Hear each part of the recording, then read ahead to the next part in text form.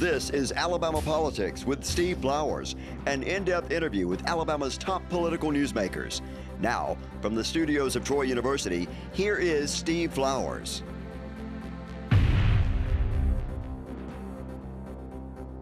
I'm Steve Flowers, and welcome to Alabama Politics. Folks, we got a real treat for you tonight. I've been doing this show here in Montgomery at the Rosa Parks building for 15 years now, and I've had a lot of governors and senators and state senators and just Supreme Court judges, but we have the most interesting show tonight. We've got two iconic sons who have had a marvelous career in politics themselves, but have icon names. We're fortunate to have George Wallace Jr. and Perry Hooper Jr. both on the show together, talking about their dads and their life's career, and 30 minutes is not going to be enough time, but we're really glad to have George Wallace Jr. and Perry Hooper Jr. as our guests tonight. Good to see you fellas. Great to see you, Steve. My contemporaries. Yes. George and I are 1 month difference in age. I was born in September of '51, and George was born in October of '51. Makes you a lot older than me. That's right. Now, Perry's a little younger than us. You're about 3 or 4 years younger than we are, I believe. Yes, I was born in '54. '54, we were born in '51. But you two guys are just, I appreciate y'all taking time to be with me today. And Perry, let's start off by talking about your daddy was the first Republican Chief Justice of the state, and you're named for him. And George, of course, his father was the greatest political figure in Alabama history. Elected governor 4 times, his mother, Lurleen, once. There'll never be that happen again. Nobody will ever have the kind of political legacy that you were left with. And then you had a great career yourself. You served on the Public Service Commission. You served as an administrator here at Troy University. And you served as state treasurer 2 terms, did you not? Did. 2 terms as state treasurer. Did, right.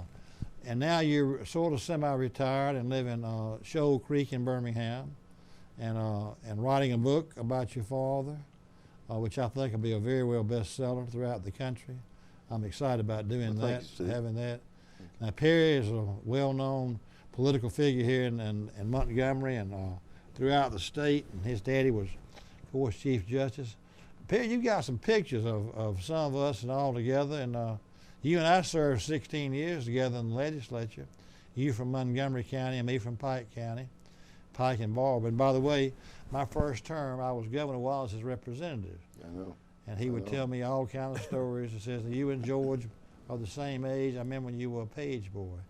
Perry, we got a picture here when you were a young man with Guy Hunt. That's me in the corner there. That's right. Tell us who that is. Well, first of all, Steve, it's always great to be on your show. It's a great show, and I've enjoyed serving with you in the legislature all those many years. Had so much fun together in the legislature. I feel like we made a difference. But we were conservative, weren't we? I think we were the most conservative members in the entire legislature.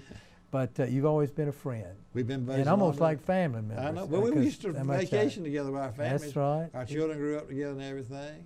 I loved your daddy. I love your mama. She's the sweetest lady, Miss Marilyn. Thank you. You know, I miss Dad every day. I sure he do. lived to be 91, though. Now, Mom's doing well. She's here in Montgomery. She's at Wesley Gardens and doing well, and so they've got an event. I try to go over there every Sunday after I go to Church of the Highlands, and I leave to go to their service at Wesley Gardens Nursing Home, and we always have fun together. You've got a beautiful family, too. You know, I always look at your Christmas card first, and I put it up and say, this is the most handsome family, because Judy's so pretty, and then your children are just all those grandchildren. You're blessed with good family. I'm blessed, got a great wife, got great children and boys, and now daughter-in-laws, and 8 grandbabies, and you know, I'm back at the ballpark, Steve. You know how sometimes I'd leave the legislature and get you to vote my machine so I could go coach third base at the Little League field. You know, but it's fun being on your show. And this particular, the picture was up there a minute ago of me and you, and it happened to be when we passed the Enterprise Zone bill. That's Edgar Weldon in the background. That's Edgar Weldon. That's you, Edgar, me. Fred Brazel he was, I think, head of ADO at the time, wasn't he? Or no, ADECA. Yeah. He was head of ADECA. But that was an economic incentive program. Hunt followed Governor Wallace in '86. Governor Wallace's last term was from 82 to 86. Right. And he won because of that backseat Graddock feud. That's if it. you remember the fight they got, and then Perry's passing the zone bill. Show us another picture of your daddy, Perry. Can John Freeland's helping us to do this today. Yeah, that's Dad when I he know. was Chief Justice, and that picture still hangs over there at the Alabama Supreme Court. And you, like many others that cared about business and jobs in Alabama, worked hard for Dad. Yeah. You were very supportive of him, Steve, and I always appreciated that. And of course, you and I, we passed tort reform several times in the legislature only to get the liberals to throw it out, you know, but we finally got something passed. I think it was in the late 90s with tort reform, but I appreciate that. I feel like he really made a difference, He did, George, no question. and of course he loved your dad a ton. And Tell the story about the Air Force officers when your first memory of Governor Wallace, and you were a little boy, and your daddy was a Republican probate judge. Your dad was elected probate judge here in Montgomery County in the '64 Gulf War landslide. That's right. Joseph was elected to the county commission, and Bill Dickinson was elected to Congress. Right. And you were going to succeed Bill Dickinson, and probably would have had Came not close. Everett had, nobody knew he had that kind of money. Was going to spend that kind of money. It was a situation where Clinton Okay. was lost the district probably, and I was a Democrat at the time, still struggling to be a Democrat even back then, but I think later I saw the light. I was actually seeing the light anyway. A lot of us were. But it was an interesting race and an interesting time, and Congressman Everett turned out to do a very good job, and he's a good friend. Bill Dickinson was a great congressman. He was great. He really was a great congressman. He got a lot done for the district. Well, he got on the armed services and knew how important Maxwell Gunter and Rucker were to that district. And then, if it was a district that's cut out for somebody to be on armed services and agriculture, that's it. Yep. However, I'm thinking this new report is going to change that district. I believe the folks in the Wiregrass are going to be sent to Mobile. Did you want me to talk to you about I'm sorry, that story, yeah. Well, it's interesting, of course. Your daddy was probate judge in Montgomery County. Right, and he and Governor Wallace were friends, and they pretty much had the same philosophy. They understood the 10th Amendment. They understood. They were both strong Christians and good men and good family people. And Dad was honored to have the governor at his home because we had the Allied officers from Maxwell Air Force Base, and they were Allied officers from all over the world. And Dad stood up and said, "Thank y'all for being here. It's an honor for me now to recognize and introduce y'all to our governor, George C. Wallace." And they clapped, and the governor got up then and said, you know how he talks, you know, I love being here. Judge Hooper's my friend and been friends a long time, family. And he said, you know, I just want y'all to know right now, I'm not one of these left-wing Eastern Coast liberals. I'm a Perry Hooper Republican. I'll never forget that. I think I was 8 or 9 years old at the time. But just to, you know, what a great legacy George Wallace had, and your dad and you, the great stuff y'all have done contributing to the great state of Alabama. Thank you, Perry. That's just one story. There's many other stories that you could share. And well, Perry's father, actually in '98 when I was elected PSC the first term, swore me in along with my uncle Judge Jack, and in the Supreme Court building in the chamber. And I remember my Uncle Jack said, "We're going to sing in harmony today. Chief Justice Hooper and I are going to swear you in." And then I was very proud of that. I asked Chief Justice Hooper to do that because I was a great fan of his and a great fan of Perry's and the family. It's interesting you say about your Uncle Jack. He swore me into the legislature my first term. Did he really? He did really. See, I had Pike and Barber, and I'd made friends with your daddy because I knew I was going to need to be an ally with him, so I let my circuit judge in Pike, Riley Green, swear me in Pike, and I went straight over to Barber. And Jack Wallace, your uncle, swore me in over there. And then I knew Jack, your cousin Jack, at the University of Alabama. He was a Kappa Sig, and I was a Sigma Nu. He was. And we were good buddies at Alabama together. Now, George, back to your daddy though. Do you remember his first race for governor against Patterson in '50? You were 7 years old. I was 6 or 7. I do remember it well because I would they would have Dad in one part of the state, and I would be in another part of So the you state. actually were campaigning. Yeah, I would at stand on a 6. chair. I remember And that I've written now. about this in my book, and make a speech. I had to memorize 2-page speech. And in most cases, Steve, they would leave me to last because it was kind of a crowd pleaser. And sometimes I would go to sleep in the county commissioner's lap, and they would wake me when it was my time to give the speech, and I would get up and give the talk and go back to sleep in the county commissioner's lap. So I campaigned all over the state for him that year, and that's just, no one was going to beat John Patterson in 1958. I've had Governor Wallace tell me that he'd become such a legend because of that Phoenix City story. Absolutely. That he said, I got out there and I realized everybody's seen that movie, The Cleanup of Phoenix City, and he rode that.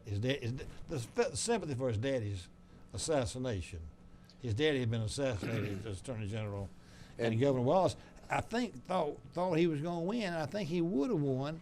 He said, but I was running against a ghost, a legend. You couldn't, no one going to beat John Patterson that year. But Dad started the day after the race, Right. literally, soliciting the supporters of Governor Patterson, because back then, as you know, you couldn't secede Right. yourself. Right. And if you had been the runner-up, you really were hands-on favorite to be the nominee next time. And that's exactly what he did. And then I made speeches for him that next election as well. George, I would spend time. Would have Governor Patterson on this show in his latter years. He was very cognitive up until the end.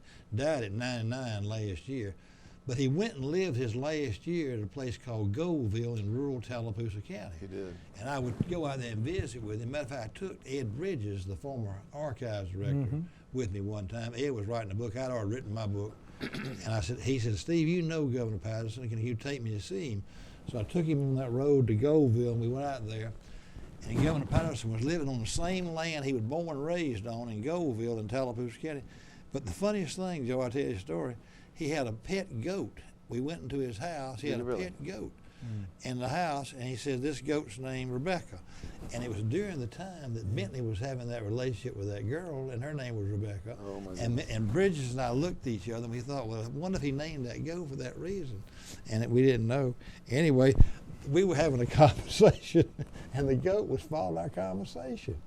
It was like, I'd be like talking to Perry, the goat would be sitting here looking at us, and like, he was tickling Ed Bridges, who's very stoic, you know. And then Patterson hushed him out, and the goat went to a window and started following our conversation from the window. That you know? reminds me when Rebecca got on you that time when me and you were Governor Bentley. That's right. We were in the conference room. Yeah. That was hilarious. I know. That was funny. Perry and I were in there visiting with Bentley one time, and the girlfriend was in there. She was mean to me and Perry. She interrupted. I know I'd Steve. written some column about something. I didn't know what I'd written about it. And she says, you just become a blogger, you're supposed to be the most respected columnist in the state. And Perry's over there looking like, what is this going? Where's this going? You know. Anyway, I said, what are y'all talking about? We want you to apologize. I said, well, I don't know what I'm supposed to apologize for. I mean, what are y'all?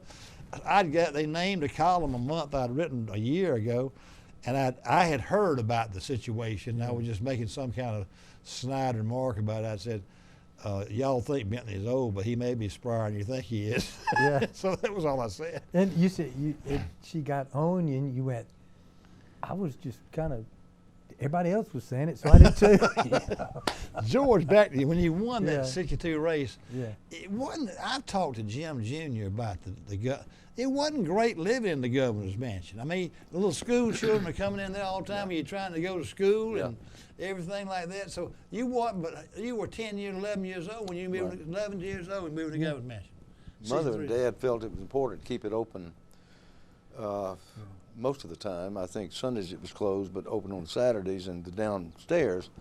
And I used to look over and talk to visitors, and I would go visit with folks from around the country. And I met a lot of people as I got older. I would visit people from different parts of the country, Northeast and other. And invariably, someone would say, you know, before we came to Alabama, we were told that you better be careful. Don't unlock your doors, don't stop, because they had this sense about us that was wrong. And they would tell me, but you know, the people here are the most hospitable, most kind and gracious people we've ever met. And I said, well, we know that, and we're glad you found it out. But it was an interesting life because Dad was not only governor. Within 2 years, he started running in 3 presidential primaries in '64. Right. So he became a national figure, really overnight, and life changed for us because of threats. Right. I got threats. My sisters were threatened. My father was threatened. So invariably, for me, even as a small child, I had to go places with security men, and that was certainly different for me. But he became a national figure, and that was the reason for that. George, tell our viewers, if you would, about your family, your siblings. Now, you had an older sister named Bobby Parsons, and she and Jim both have passed away. Right. Now, your Peggy older than you? She's older than you. A couple of years older than I am. She's 2, and you're 3, and then Lee is 4. Is that right? That's right. Now, Peggy's taken a real active role in the civil rights, written a book about civil rights and that sort of thing. And she was married to Mark Kennedy. Do they live in Montgomery now? They do live in Montgomery. Now, what about, and you live in Shoal Creek, but you've got grandchildren here in Montgomery. We have 3 grandchildren here and 3 grandchildren in Mobile. Now, is Lee, did she marry? Lee and her husband live in Birmingham, and they are grandparents of 1 girl and have a grandson on the way, and Lee's about 10 years younger than I am and doing very well. Yeah. So tell me about your mama's race in '66. Did you campaign in that one too? I did. I mostly played music. I made some speeches. You'd already started you were a teenager then playing music. And also speaking for, but really interesting to watch her, and I've written about it. She would give her speeches to me in her room, read the speeches, but as time passed, Steve, she started becoming very comfortable on the stump, and she started ad-libbing and speaking from her heart. And as that happened, people started responding in a very wonderful way because their sense of her goodness and gracious demeanor just appealed to them. And she became a dynamic speaker in her own right. And one time, I think we were down in Robertsdale, and she'd spoken a little too long, my dad thought. He was sitting by her, and she would give her speech. And he tugged on her skirt, that it's time to stop, honey, and I'll speak. Well, she didn't respond. So he tugged it a little while later, and she didn't respond. He tugged the 3rd time a little harder, and she turned and said, "George, when I'm finished, I'll let you know." And the crowd went crazy, and so they kind of put that in for every other speech. But she realized a potential within herself I'm not sure she knew existed. I think you're right. And I think she grew as a person, and she loved the state, and I think the feeling for her was endearing and enduring, and I'm very proud of her. Good story. Yep. Do you know interesting about that race? In '66, I've written a lot about that race where your mama won that race, and I say the same thing as you're saying, that she grew into that. She just developed, and the people of Alabama fell in love with her. They truly fell in love with her, and when she died 18 months into her term, there was the most unbelievable outpouring. They closed all the schools in the state. They did. I mean, there were so many people who came here. It was analogous to the way the Louisianans came when Huey Long was assassinated. You've seen the movie All the King's Men? I have. How they Read the book too. But I have too, and all the books about him. But do you remember the throng of all the Louisianans who came? That reminded me of when Lurleen died, and they got her thing right there in the rotunda of the state capitol now. And I'll sometimes go up there to see the governor or something, and the troopers will come ask me, because I've written about Alabama political history. Said, "Do you remember her?" I said, "Yes, I do." And tears will come to my eyes, because I remember as a teenage boy, you and I are the same age, how everybody in the state they just were downtrodden because she had passed away.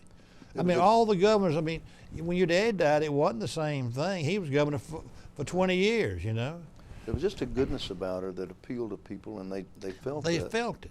And I'm very proud of her legacy. I sure am. I think one of her greatest legacies is Mental health. the UAB Comprehensive Cancer Center. Well, and mental health, too. So Mental health as I well. was there when Absolutely. she made that speech. I was a page, and she made that speech. There were old codgers that had been old Wallace legislators, and there was some crusty old guys in the legislature, and I saw those tears come to those guys. She went and saw the Bryce Hospital She did. toured Bryce Hospital, and she came out of there so tearful, and she was determined. And Bob Ingram wrote after her presentation to the legislature, I think the bond issue at that time was 16 to 17, 18 million. And he wrote that he didn't think a man could have moved the legislature in the way she did relative to that issue. I saw it. I was there. Yeah. I was standing right by Bob Ingram. Okay. When he was writing that. I said, Mr. Bob, have you ever seen anything like that? She says, Steve, that's the most sincere speech I've ever seen. I'm used to watching politicians. This is a real lady. There's a little inside story to that, Steve, too. Dad wanted to delay that until the next session. I don't know if you know this. I didn't know that. But she told him, no, we're doing it now. She put her foot down relative to that issue. She was so moved by it, and so certainly he acquiesced because she was the governor. George, I bet that was a telling life with as many threats. The race issue was so volatile, and your daddy was on that side of it, and the 64 and 65, you were a teenager going to near high school and playing your music and everything. You had to have state troopers take you back and forth to school, didn't you? I did. Did Lee too? She was in elementary school. Oh, wasn't yes, she? Lee did too. I bet that was traumatic for her, really. Well, you know, we lived through it. We in many ways, we became accustomed to it. What was difficult was people started shooting at the governor's mansion. We're told. Did they really? Oh, yes. And Were we're y'all told, in there when you were a the teenager? first time it happened, Dad came out the front door, and the troopers grabbed him and said, Governor, you got to get back in.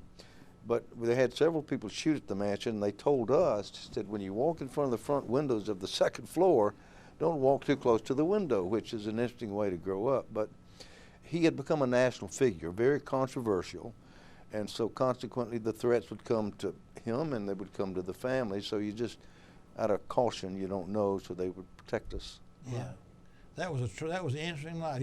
You grew up the most interesting life of anybody that's ever lived in my lifetime. It was fascinating in many To respects. be George Wallace Jr., and he was governor from 62 to 66. Then your mama was governor again in 66.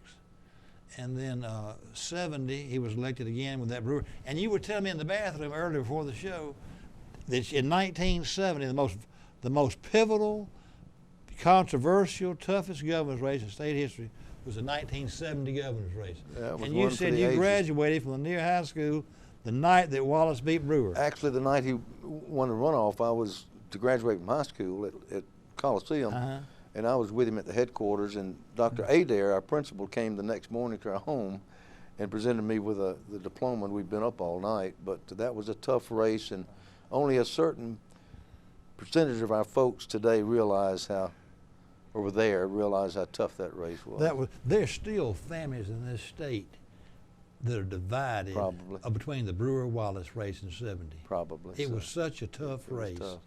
that Brewer and Wallace, when they ran against each other in 70, and then he came back and he got shot in 72. Tell me about that day in 72 when he got shot. Where were you? I was back at the University of Alabama. I'd been with him in Michigan, Maryland during those primaries, and things were just working to a crescendo. You could feel how the strength he had. And I was back at the University of Alabama and got word. I was taking a nap, and a friend of mine woke me up and said, your father's been shot. Seen it on television.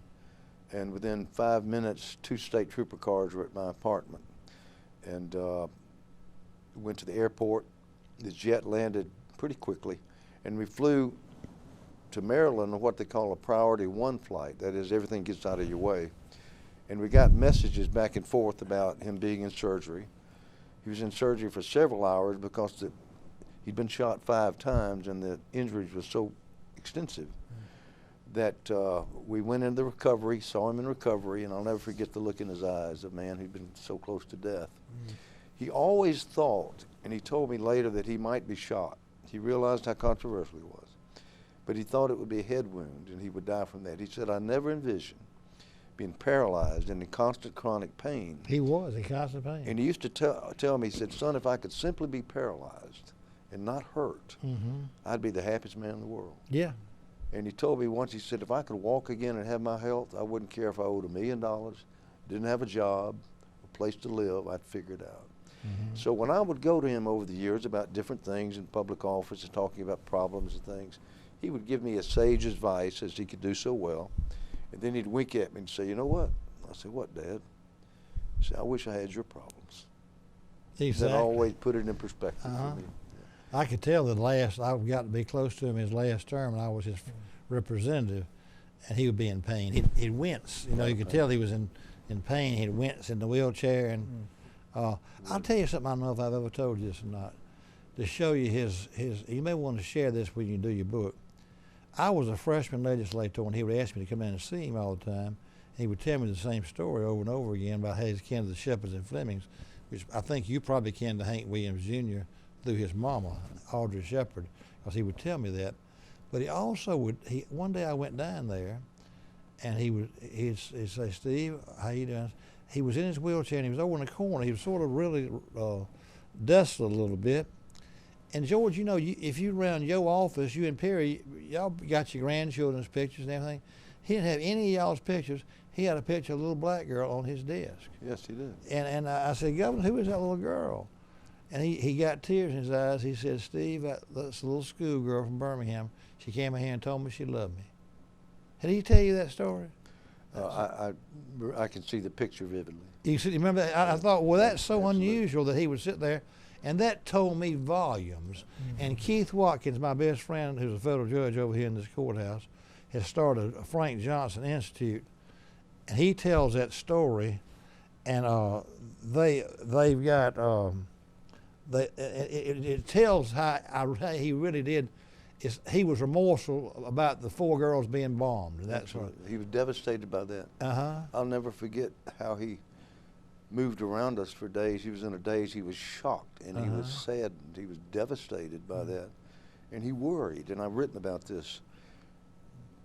Has my rhetoric been such that I've caused some people to do this?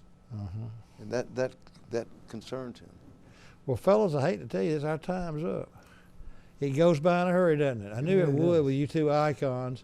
Folks, our guest has been 2 icons in Alabama politics, and the sons of icons, Perry Hooper Jr. and George Wallace Jr. We're going to have him back on the show. We're going to have George back on in about a month. He's got a great book coming out. I want him to talk about it sometime.